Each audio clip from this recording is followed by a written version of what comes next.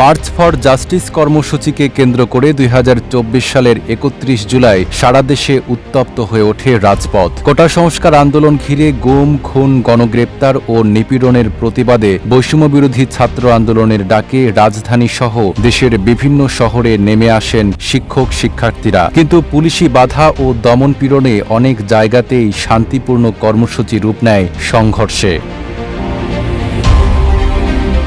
ঢাকা, চট্টগ্রাম, খুলনা, বরিশাল, রাজশাহী, সিলেট সহ প্রায় সব বড় শহরেই পুলিশ লাঠিপেটা, কাঁদানে গ্যাস ও সাউন্ড গ্রেনেড ছুড়ে মিছিল ছত্রভঙ্গ করে। এর ফলে আহত হন অন্তত ৯০ জন, যাদের মধ্যে রয়েছেন শিক্ষার্থী, শিক্ষক ও সাংবাদিকরা। বিভিন্ন জায়গা থেকে আটক করা হয় শতাধিক বিক্ষোভকারীকে। এদিকে সর্বশেষ তথ্য অনুযায়ী ১৫ দিনে সারা দেশে গ্রেপ্তার হয়েছে ১০,৭৩৫ জন। ৩০ জুলাই মঙ্গলবার রাত থেকে বুধবার পর্যন্ত নতুন করে আটক হন আরও ৩৪১ জন।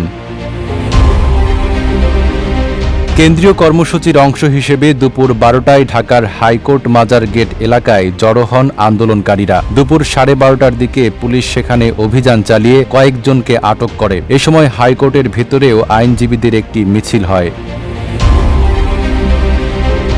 একই দিন বৈষম্যবিরোধী ছাত্র আন্দোলনের পক্ষ থেকে নতুন কর্মসূচি রিমেম্বারিং আওয়ার হিরোজ ঘোষণা করা হয়। সহ সমন্বয়ক রিফাত রশিদের পাঠানো বিবৃতিতে জানানো হয়, শিক্ষার্থী নির্যাতনের স্মৃতি রক্ষায় চিত্রাঙ্কন, গ্রাফিতি, ফেস্টুন ও ডিজিটাল পোর্ট্রেট তৈরির উদ্যোগ নেওয়া হবে।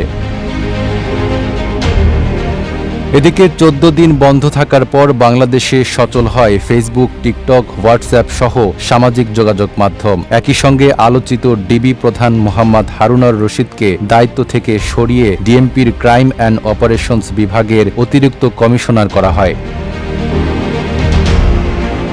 এই দিন বিকেলে সাম্প্রতিক সহিংসতায় আহতদের দেখতে কুর্মিটোলা জেনারেল হাসপাতালে যান তৎকালীন প্রধানমন্ত্রী শেখ হাসিনা।